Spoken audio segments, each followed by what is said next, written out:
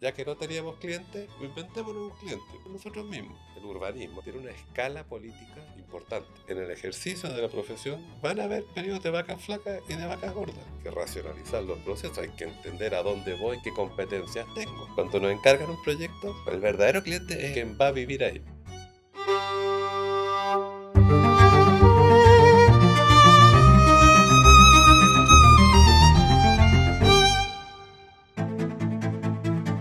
Bienvenidos a otro capítulo de Historias que Construyen.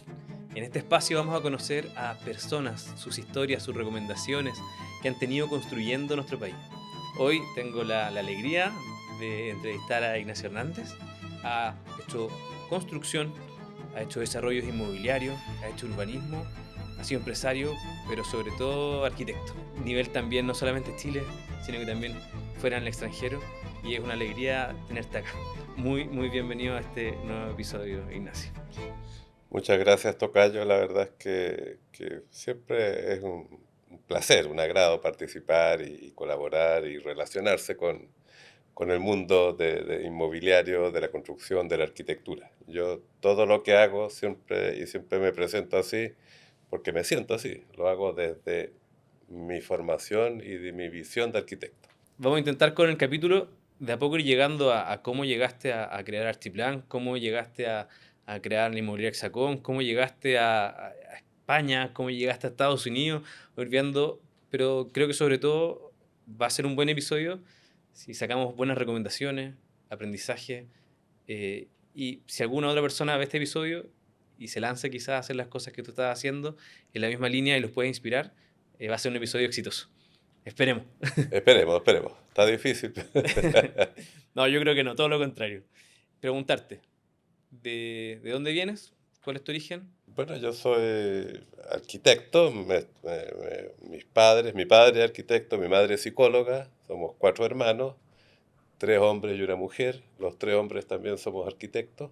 Al año de terminar mi carrera, mi formación universitaria, me casé, tengo 3 hijos y tengo 2 nietos.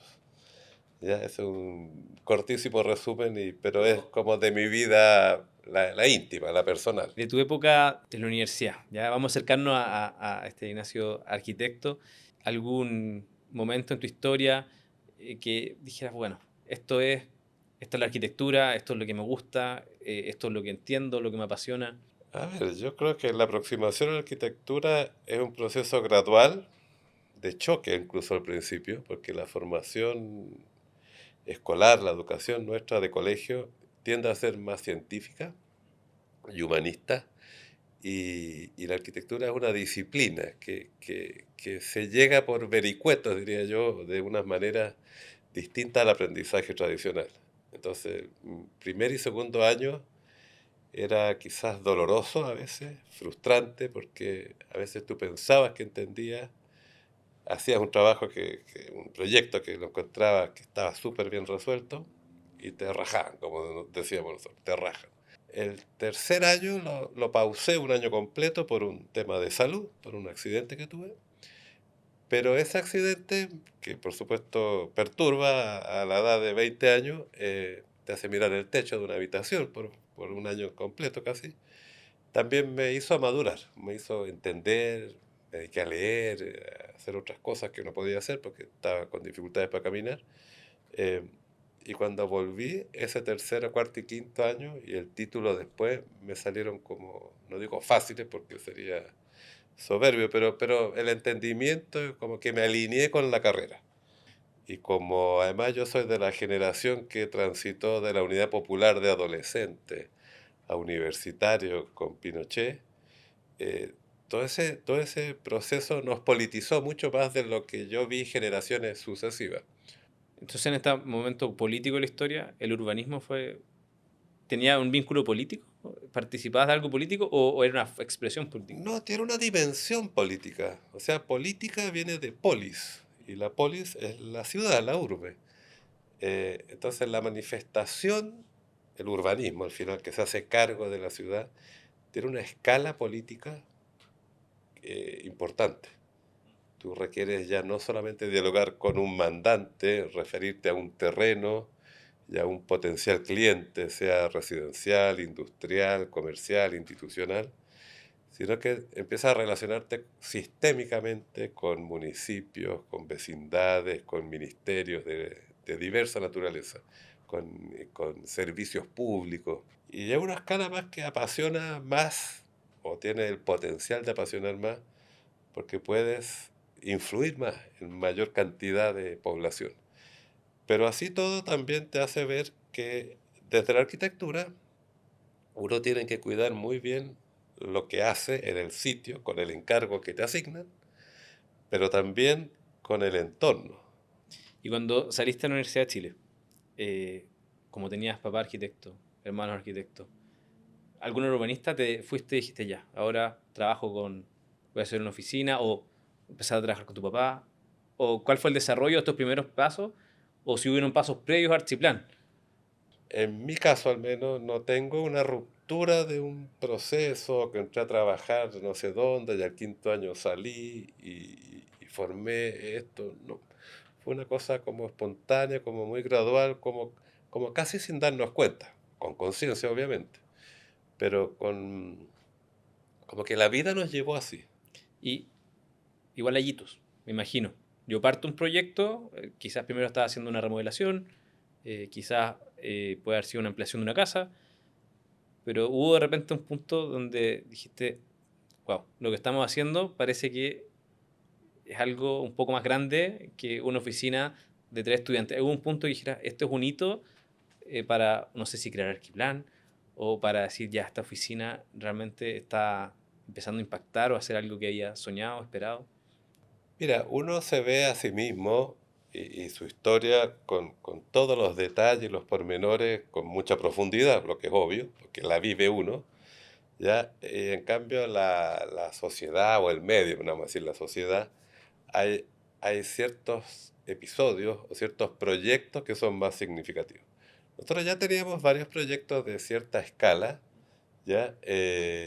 Casi todos en ciudad, pero hubo un proyecto que quizás nos puso los focos sobre nosotros, que fue el de las tacas, ¿ya? Y las tacas fue como popular o fue sexy, algo pasó ahí que se transformó en un balneario además como muy seductor. Otro tanto nos pasó con Cantagua y otro tanto nos pasó con Baltus también, que también fue como un edificio o un proyecto que habla más bien de una cosa de la sociedad también. O sea, cuando llegan estos wellness club, como cuando el deporte se le suma al hedonismo, la salud, el bienestar, eh, de muy buena manera además, con arquitectura que la acoja, con un sistema de profesionales, un diseño estructurado para acompañar eso. Eso también hablaba de una sociedad que evolucionaba, ya que ya no había que ir a Miami, o no había que ir a España, o no había que ir a unos clubes, los Club Med o qué sé yo, sino que empezaron a aparecer esas cosas en nuestra sociedad, en nuestro país, y yo creo que esos son los proyectos que nos pusieron como en el foco, que eran más sexy. Pero la verdad es que nosotros, así, por definición, toda pega que nos pareciera interesante y digna y atractiva, la tomábamos, luchábamos por ella. O sea, teníamos un hambre infinito. Y, y siempre digo lo mismo, uno en la vida no hace banquetes todas las veces. Entonces, claro, un Baltus es un banquete, era un terreno lindo, con un mandante generoso que nos dio libertades para diseñar, para crear, que estaba dispuesto a invertir más que algo muy funcional, o sea, ponerle corazón, tenía un sentido estético, ¿ya? Pero hacíamos más de lo otro, la vivienda social, o sea, esto es como vender Toyota, BMW, Mercedes y Lamborghini. El país, el Toyota o el Kia es el producto más masivo y vivimos de eso también. Pero de pasar a Altus o a estos grandes proyectos a ser un grupo de estudiantes, y sobre todo si alguien no está viendo, como cuál sería quizás los primeros pasos que diga ya, si alguien va a partir, estos fueron mis pasos. Pero yo creo que lo más importante es, Primero, nosotros hacíamos todo aquello que la educación, la formación de arquitectos nos facultaba para. Entonces, además de diseñar, construíamos directamente nuestras obras. Y tempranamente también nos pusimos a hacer negocio inmobiliario, pero que en el fondo lo veíamos como un medio para, ya que no teníamos clientes, inventémonos un cliente. ¿Y quién es ese cliente? Nosotros mismos. Compremos un sitio, ya, fiado a veces, o con ayuda del vendedor en parte, hacíamos una casa. Con eso ya daba para comprar 2 sitios. Hacíamos 2 casas. Después nos dio para comprar un primer sitio, para hacer nuestro primer edificio. Teníamos 32 años. Más bien a tu pregunta, yo le diría, mi consejo es que abracen y persigan todo aquello donde creen que tienen competencia, donde está su vocación, y háganlo no por ganar dinero. ¿Ya? Mira lo que te digo. Ganar dinero es una medida de éxito. Yo creo que un deportista, cuando corre una olimpiada, no es la medalla de oro en sí mismo. Es llegar primero a la meta, segundo a la meta, tercero a la meta. ¿Qué es lo que hay detrás de eso? Es hacerlo bien. Cuando uno trabaja con pasión, sigue su vocación y disfruta lo que hace, aunque sufras a veces, pero hay un motor ahí detrás. Entonces yo creo que hay que seguir las vocaciones, diría que es la... Y entre los pasos de este primer edificio y Altus y entre medio, ¿fue una buena época? ¿Pasaste de un éxito al otro? ¿O entre medio existió algún fracaso, alguna empresa quebró? ¿O hay que ser constante y en cada uno de los pasos ser bien prolijo y van saliendo cada uno exitoso uno tras otro para poder ir creciendo?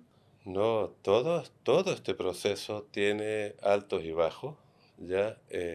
Nosotros estamos en una industria, la del mundo arquitectónico, de la construcción, inmobiliario, está muy asociado a los ciclos económicos de los países. Pero en todos estos ciclos de ida y venida hay periodos malos y después hay errores propios que no tienen que ver con la circunstancia económica, de estrategia. Yo creo que la estrategia es otro tema también que es súper importante. Siempre hemos tenido y hemos hecho el esfuerzo de hacer planificación estratégica de nuestros movimientos y entender y adivinar, o especular más que adivinar, cómo va a ser el futuro. Y ese futuro en algunas cosas es bastante predecible. Si uno empieza a mirar, a investigar y ver dónde están los dolores presentes y a dónde moverse, ya para mantenerse vigente, porque nos vamos haciendo obsoletos todos los días. Todos los días salen cosas nuevas y todos los días aquello que aprendimos a hacer, no hay una meta que uno dice, ya, llegué, ahora me estabilizo y me quedo montado sobre este mar plano y calmo. Ahora vamos súper rápido. De hecho, me ha tocado escuchar empresas que dicen, cuando uno hace un plan estratégico de acá al 2030, de acá al 35, va tan rápido que pareciera que no tiene sentido hacer plan a 5 años y la estrategia como tal, uno incluso dice ya, un año, cuando hablas de estrategia. ¿Cómo se aborda una estrategia en algo tan rápido? Como tú dices, ya, voy a hacer una estrategia, acá quiero estar en 10, en 5. Es un continuo, ¿ya? Y las planificaciones estratégicas, nosotros la última que hicimos en Hexacón, está casi terminada el 2019, primer semestre del 2020, y todo lo que planificamos Claro, se se fue. desmorona por Claro. estallido, por pandemia, pero a la vez perdura, porque hay cosas que están afectadas por lo cotidiano y lo contemporáneo, pero aquellas que son estratégicas puras, ¿ya? La estrategia te ayuda incluso a surfear las dificultades que se te van presentando, ¿ya? Y a veces la estrategia es intuitiva incluso, pero hay que hacer el ejercicio de bajarla y de desarrollarla y de revisarla y corregirla, porque es un continuo también. Yo creo que toda en nuestra vida hacemos eso de alguna manera. Oye, en el año, entonces en 98, ya tenía Archiplan, Hexacón, y, Ambas, claro. y ahí, ¿qué hiciste? Bueno, ahí la verdad es que empezamos a patalear para llegar a la orilla, digo yo, ¿ya? Sin nadar a los perritos, ¿no? Eh, y sabíamos por amistades y por clientes nuestros, y sabíamos que en España, y ellos nos contaban, en España está súper dinámico el mercado, y allá el problema es otro. Necesito arquitectos, y los arquitectos te daban hora para 2 semanas más para escuchar tu encargo. Y decís, dame una carta honorario y ya puedo partir en 6 meses más con tu encargo. Y en conocimiento de eso, ya fuimos a sondear, que fue providencial, pero hubo esa cosa del acto de arrojo, no un arrojo sin quimera, o sea, ya voy a jugar esta carta para salvar equipos, para buscar pegas, con algunos datos, escarbando esos datos, nos movimos y validamos los datos y nos pusimos a trabajar. Y hicimos apuestas, porque no, teníamos el encargo el primer encargo era un proyecto bonito, pero no nos pagaban un peso hasta que entregáramos los planos y nos los aprobaran. ¿Ya? O sea, podríamos haber perdido 4 meses de trabajo, en una época que no había plata. Lo hicimos así y el proyecto fue un éxito y quedó precioso además. Y eso, así como las tacas, fue como boom de la segunda vivienda. Ahí nos puso el radar. Cuando te fuiste a España, el año 98, 2000. 2000, ¿qué edad tenías? El 2000, hace 25 años atrás, tenía 40. Ella empezó tu empresa a los 23. ¿En algún momento descansa y dice, oye, ya formé la empresa, esta cuestión funciona y estamos ok? ¿O siempre hay que romper huevos para hacer tortilla? Mira, la profesión del arquitecto yo siempre me estoy empleando y desempleando, ¿ya? Y eso le pasa a todos los colegas. ¿Ya? O sea, el que quiere decir voy a hacer esto para ir tranquilo, no. No, yo creo que se puede vivir tranquilo en la vida privada, digámoslo así, ¿ya? O sea, si voy a formar mi propia oficina junto con otros socios, yo lo digo, o sea, mi propia oficina en exclusiva. Pero los socios sabemos y entendemos que tenemos que hacer bien la pega para que un buen cliente, si hacemos bien la pega, el cliente repite. Hay que estar diversificado, pero hay que entender en el ejercicio de la profesión del arquitecto que van a haber periodos de vacas flacas y de vacas gordas.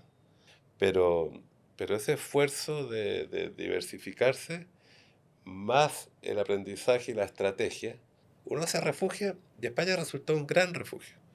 Primero y después una gran aventura apasionante hasta el día de hoy, en la arquitectura y en el mundo inmobiliario. Y acá se recuperó. 3, 4 años más tarde estaba funcionando bien.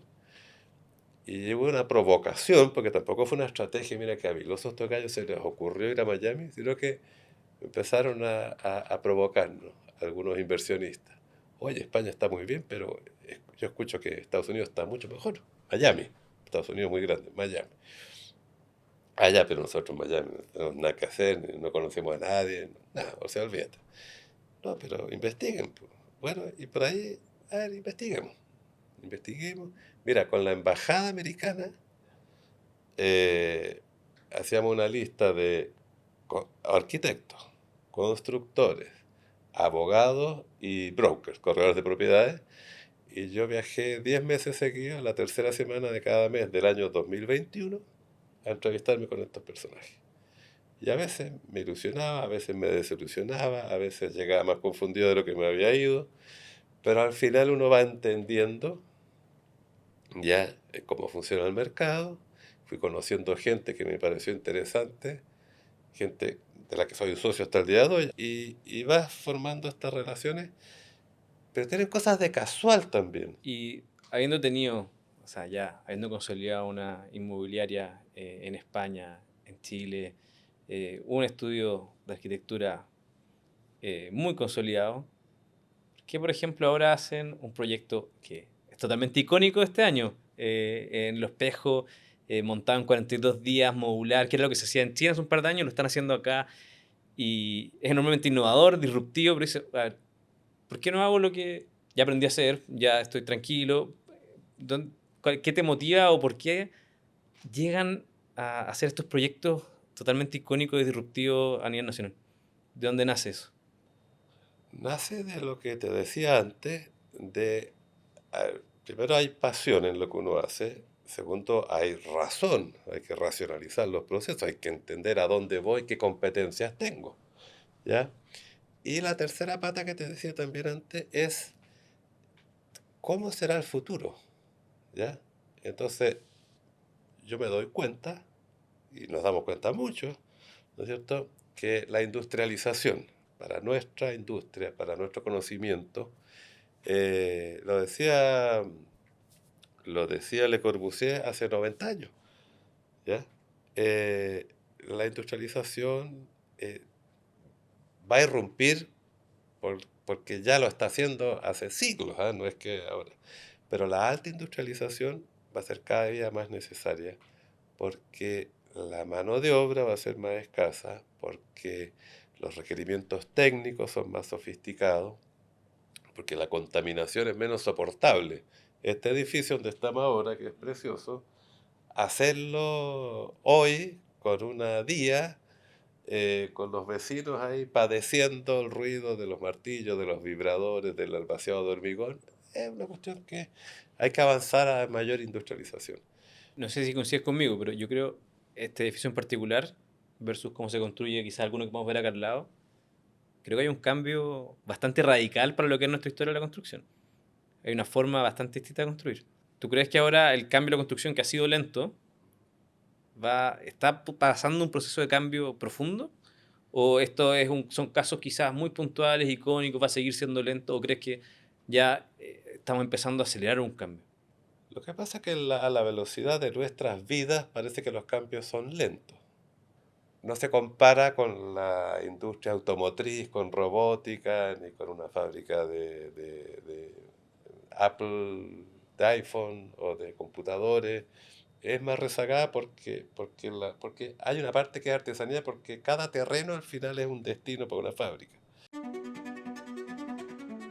Te quería preguntar, bueno, son 10 años del Construya 2025, a ti te ha tocado participar de él, pero ¿qué crees que ha significado el Construya 2025 en estos 10 años? Yo creo que tiene todo que ver con lo mismo que hemos estado hablando. O sea, cuando un organismo público y privado se unen para promover lo mismo, ¿no es cierto? La penetración de la industrialización, la penetración de la digitalización, la conciencia en la reducción de producción de escombros, economía circular. eh, Esto es una labor apostólica, ¿ya? Las universidades en mi época no la enseñaban, ¿ya? Cuando yo era alumno me refiero, porque estaba lejos. Había sí algunos, ya en esa época, fíjate, por ejemplo, el moldaje Outinor y una industria prefabricada rusa también para hacer vivienda social, se hicieron esos edificios y están ahí paraditos, ¿ya?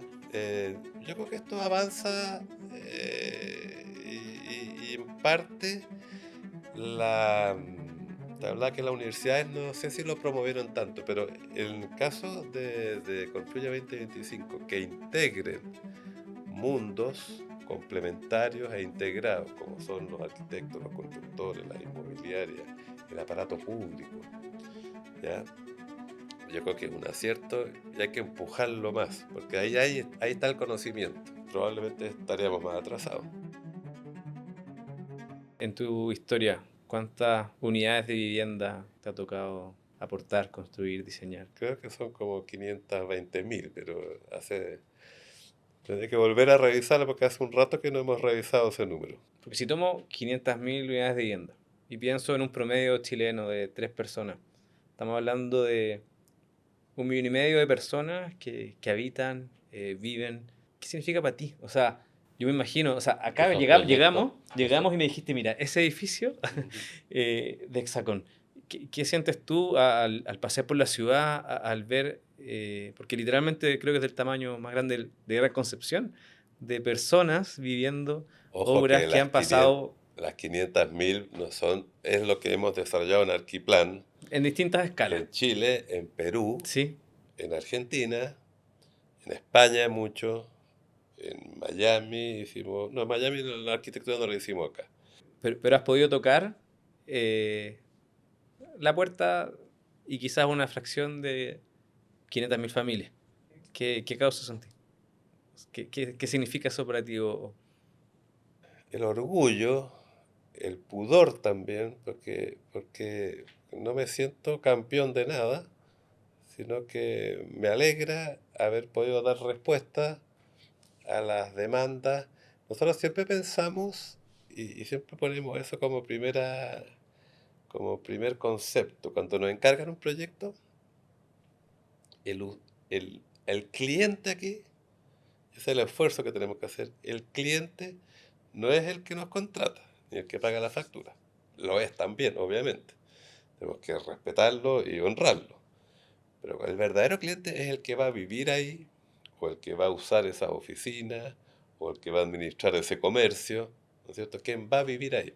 Si ese señor, o señora, o joven, o niño está contento, está satisfecho, eh, bueno, ese va a ser un producto exitoso y el mandante, el que nos lo encargó, como Alquiplan, o si lo desarrollamos nosotros apostando a satisfacer esa demanda desde Hexacón, eso te realiza, ¿ya? Pero te obliga además, ¿ya? Ya, pues, no nos achanchemos, no, nos- no hemos llegado a ninguna parte, estamos siempre en tránsito a un lugar mejor, ¿ya? Pero nunca, si tú sientes que llegaste, que hiciste cumbre, ¿ya? Entonces, yo creo que eso es parte del motor. Y mi proyecto personal me han preguntado muchas veces, tú no me lo preguntaste, pero lo voy a decir. No hay problema, feliz.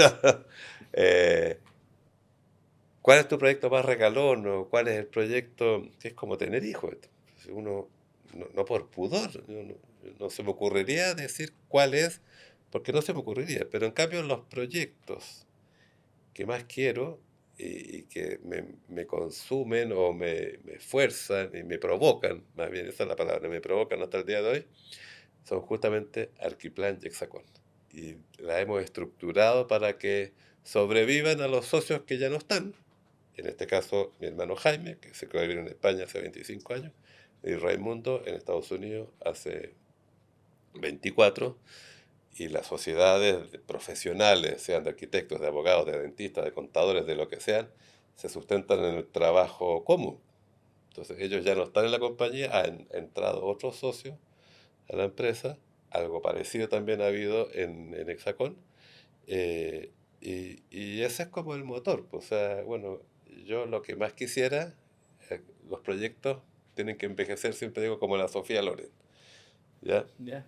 La Sofía Loren como que es un envejecimiento digno, hermoso, ¿ya? Y la oficina, las empresas de arquitectura o la inmobiliaria no tienen que envejecer, al contrario, tienen que perpetuarse, ¿ya? Y eso ocurre, ¿ya? En las oficinas, en grandes oficinas, en buenas oficinas, afuera, aquí menos, pero yo lo he visto ocurrir. Una recomendación para quien quiera emprender en el mundo de la construcción. En el Para universo este de partir. la arquitectura, Sí. construcción, Que quiera desarrollo partir. inmobiliario, ingeniería, ojo que ahí hay harta pega y hay harta vocación también. Lo primero que diría, tres cosas. Vocación, sigan su vocación.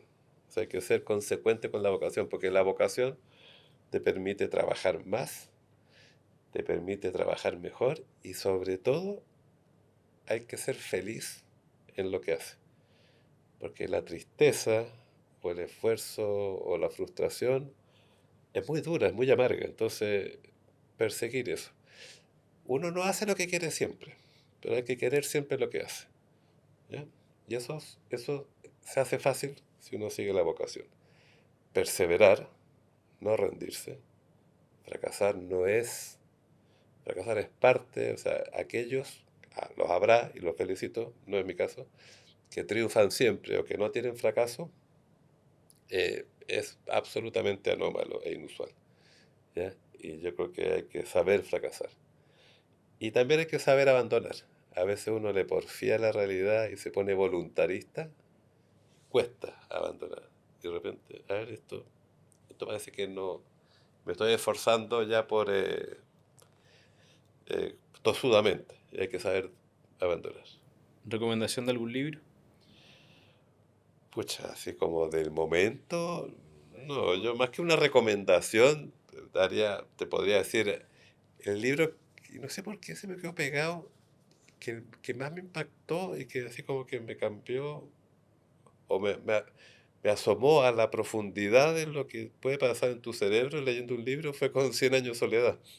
Y además porque lo leí 2 veces, lo leí una edad que probablemente me obligaron en el colegio, había que leerlo, y no me gustó, y lo encontré enredado, confuso, porque seguramente, no sé si lo leíamos en segundo medio, no es edad. Eh, y de leerlo de nuevo de adulto dije, wow, esto sí que es realismo mágico, es mágico así, y viajas con tu cabeza. Y muy latinoamericano también, en su forma. Muy latinoamericano. ¿Alguna persona que admires? Admiro a varias, pero así como históricas, Da Vinci, que lo cité, contemporáneo en este mundo que hemos estado hablando, Jobs, sin duda lo encuentro. Yo toda la vida he tenido Mac y iPhone, y nunca usé un PC, y tengo mayor respeto y admiración por la industria en general. Pero así fue como un inspirador también. Y, y Ricardo Lagos también como, sí, por el otro lado, ¿ya?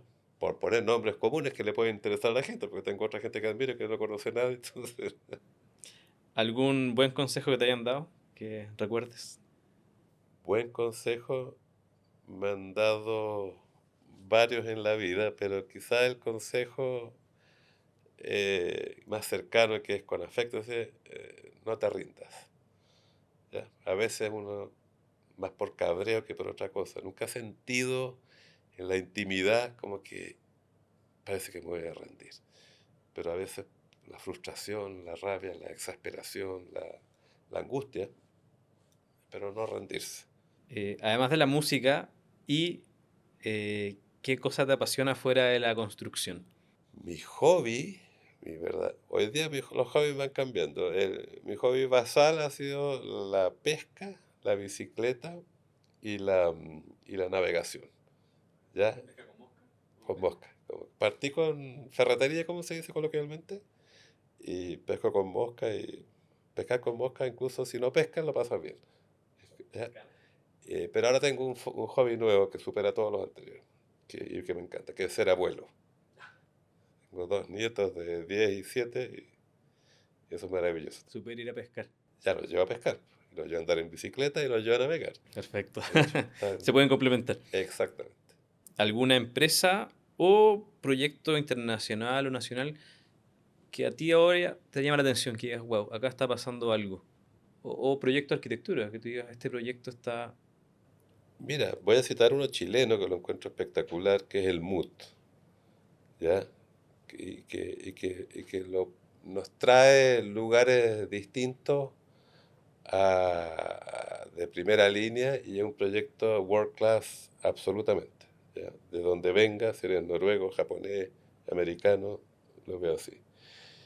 Y como fenómeno urbanístico, social, además, yo diría que Noruega, como nación, que tienen una riqueza enorme, que tienen un fondo ético que administra esa riqueza, ya que no se chorean un peso, no que se sepa, que además tienen una conducta ética de estos fondos se van a invertir en educación de calidad, se van a invertir en empresas, también pues, no invierten en la industria armamentista, privilegian la ecología o los esfuerzos ecológicos, ¿ya? Y el reflejo que eso tiene en sus ciudades, la ciudad de Oslo, que es una ciudad nueva, si tú quieres, moderna más que nueva, con vestigios antiguos, pero yo he ido varias veces a Noruega y como que quiero volver, así ya aterrizo y digo, "Oye, la próxima vez voy a ir en invierno duro, que no he ido nunca, que deben tener 3 horas de luz, ¿ya? Pero es tan apasionante y los edificios nuevos y los antiguos, antiguos entre comillas, la ópera de Oslo, ¿no es cierto? Y cuando la entiendes y te la explican de nuevo y la vives de nuevo o escuchas música dentro de nuevo, wow, es como una sociedad inspiradora, igual que la danesa, igual que la finlandesa. Pero los noruegos me conquistaron más. Ignacio, gracias por abrirte en este espacio, contar, darnos tus consejos, contarnos tu historia. Yo te lo agradezco personalmente, yo lo disfruto un montón.